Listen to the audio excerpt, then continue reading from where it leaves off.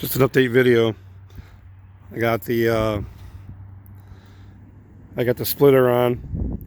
That's a liquid vinyl splitter.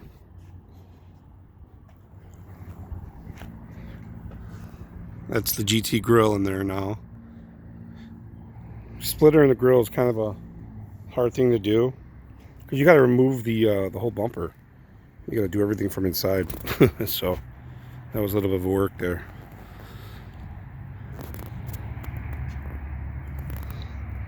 That's an update. The grill does look nicer. I didn't want to go with an RTR or anything really aftermarket. I wanted to keep it kind of stock form, so that's that. And you can see the splitter, it's fairly wide.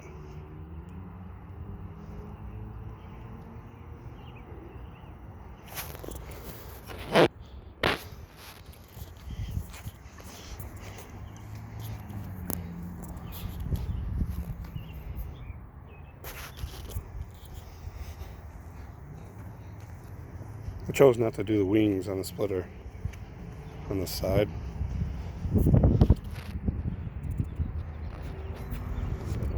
And where I mounted the mounts was the best option, so that's an update.